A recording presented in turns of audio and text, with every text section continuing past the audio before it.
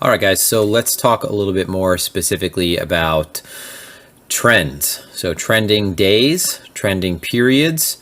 What we talk about with trends compared to ranges is that they're marked by, again, imbalance, lack of symmetry, value migration. So remember, within a range, what we have is normally we have a great degree of value overlap. So what we have is essentially prices confined to a given area over time. We don't really see too much deviation with regard to this value area, whereas a trend, what we see is value migration. So we're paying attention to the value area, and over time, we're seeing that this value area is constantly being redetermined at new prices. So the concept of a trend is it's a divergence of price away from value. So price is constantly falling into a level of imbalance. There is a great degree of one-sidedness. So typically, buyers are very much in control, or sellers are very much in control. And we're moving from a period of imbalance to periods of semi-balance, back to periods of imbalance, and so forth. So the volume obviously is one thing that we're going to be keeping a close eye on. So volume in favor of the impulsive move, dropping when there is a pullback. But there are a few other things that we're going to be paying attention to during a trend as well. So unlike in a range, where we said that getting involved at the midpoint, so if we look at something like this range over here, where we have a range that's beginning to form after this trend, if we're trading a range, what we said was that getting involved at the midpoint, let's say we're intraday trading, getting involved at the midpoint without the presence of a strong trend, so imagine that we did not have this very large leg upward, without the presence of a strong trend or one side of the market being more dominant than the other, getting involved at the midpoint is not necessarily a good idea. It might be where there is a ton of liquidity. So we'll look at this example right here, just combining all of these to form a composite. And if you don't understand what a composite is, make sure that you watch the composite video that follows this. But getting involved at the midpoint where the most liquidity is, this is an area where you can get flat-footed when we are in ranging and bracketed conditions. Because again, this is the most agreed upon area. There's not really any imbalance in the market. We are marked by a market imbalance. Okay, so in a trend, there's a bit of a different story. So when we have the presence of a strong trend, so we're looking at ultimately, we have a break from balance down here, multi-week range, we break upward, we have a very impulsive candle, a lot of one-sidedness, there's a ton of volume in this move. This is looking on the TPO, obviously not looking at any other chart right now, but there's a ton of volume and momentum behind this move. In the presence of a strong trend, unlike a range or a very balanced market, getting involved at the midpoint or getting involved at the point of control is actually a decent level for risk reward. Okay, so if we have a very strong move up and we have a pullback to the midpoint of a range, let's say for example, we're looking at this very impulsive move, we balance out, we have this period of consolidation for a day after, which after a trend, you're going to expect some level of consolidation before you have continuation. Getting involved at the midpoint is not a bad idea. So we see that the market attempts to make a move upward, and instead the market, after that failed attempt, revisits the point of control. So if we imagine what this looks like, for example, we'll just put the drawing over here. There we go. Okay, so really quickly, if this is a range, what we're saying is that as we talked about in the range videos, the best area for risk reward is to get involved at the extremes, right? This is a mean reverting environment. There's no presence of a strong trend. Okay, maybe we've been consolidating for a prolonged period of time and we have a very defined range. Getting involved here is not necessarily a good idea. This is where most of the chop occurs. There's not a whole lot of directional certainty over here. So if, let's say that your idea is that we are going to treat this as support, right? We're coming back down here. You think that this is going to be treated as support. You define your position, maybe a stop under the midpoint of this level in anticipation of revisiting the high, but instead price is continuing to mean revert and blows through your position. And this is obviously just one simple example, but the idea is within the range, the best area to get involved is at the extremes.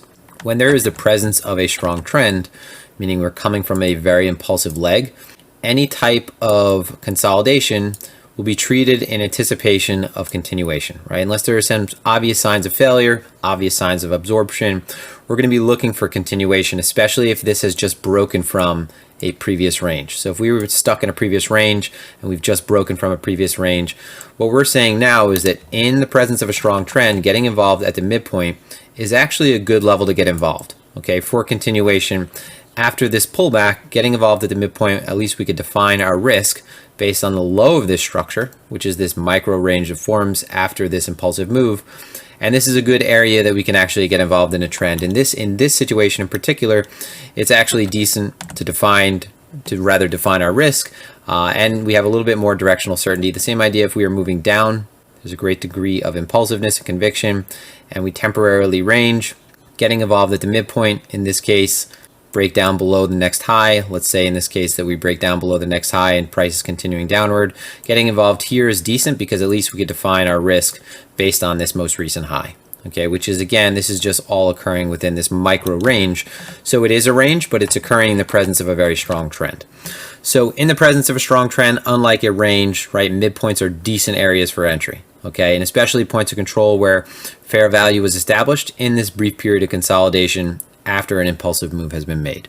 Okay, so also to remember, as we reiterated in the first video, what we should be doing is paying attention to shifts in value. Okay, so within a trending period, so over the course of, let's say again, price leaving a prolonged range and we finally have some impulsive move outward with conviction, what we want to be paying attention to is value migration. So to make sure that the value area is constantly moving with this trend, ideally you would want to see that if we're starting off to be in this very compressed state, that we begin to expand as the trend continues, right? To indicate that the ranges of prices are continuing, that value is not confined to any one given area, and that we're seeing no longer any kind of value overlap. So different trends might be defined by different levels of strength. If we see that, for example, we have a situation where we have a day like this, and then we have the value area the following day being much further out than this day, we would say that this trend is potentially stronger than something where we have a good level of overlap. Okay, so for example, let's just draw another example. If we had an example of a trend like this, where you have your value area right here, and then the next day's value area is overlapping, we would say that this trend is weaker than a trend that looked like this, where you had their value areas very scattered apart and moving with much directional certainty. And this is because when we're looking at something like the value area, this is what we're going to be monitoring to see whether or not the trend is beginning to slow. So what we're going to be paying attention to is when we have a certain level of value overlap again. Okay, so this is one of the signs that the trend is coming to an end, at least temporarily. And we're going to start reestablishing any kind of baseline from this point. But what we can see is through the period of this trend, there was a strong directional move upward. We had value getting away from previous day's value quite considerably. You know, you could look at the value compared to the previous high as well. That would give you some indication that this trend is exceptionally strong. But what we're doing is paying attention to a shift. So what we have over here is finally a case where value area is up here, and the following day that we open up, the value area is completely outside to the downside in the opposite direction of the trend. So we're paying attention to a rising value area, and it's also important to pay attention to the rising point of control. So you want to pay attention to make sure that the volume is constantly being reestablished at higher levels.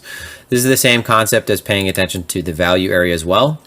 One thing that we definitely want to pay attention to is our close in relation to where the volume came in. So rather our close in relation to where the point of control is. So when we start to see that we close well below the point of control, so we're looking at where price spent the most amount of time, and then underneath that we have where price transacted the most amount of volume. When we start to see that we close well below that, this is an indication that the trend is coming to a halt. Okay, and for reasons that we'll get into once we start covering more stuff in order flow, but this is an indication that we might have some level of trap participation at the highs, where there's a ton of transactions that occurred up here, but price did nothing to stay above that level and rather close lower. So we have two very strong indications over here that at least we are likely going to continue, or rather likely from this point, cease to continue this trend and to fall into some level of consolidation or bracketed market, or potentially an area of balance over time. So the last thing to point out, just brief point, is that low volume nodes as well. So when we're looking at, for example, when we're looking at a trending day, so we have a day like this where it's not necessarily doesn't look like a trending day at the bottom, but we have a strong directional move upward. Low volume nodes in this case, in the presence of a strong trend, because we know that we're coming from a strong trend here, after consolidation we're continuing this trend, low volume nodes are good areas to get involved as well. Okay, so we see that if we open up this structure, Okay, and we have one move upward, okay, another move upward. This low volume node within this level, above the point of control, these are good areas to start looking for positions as well. Okay, so getting involved at low volume areas, the same idea as getting involved at the midpoint within these structures, just represent good, or rather potentially good entry opportunities.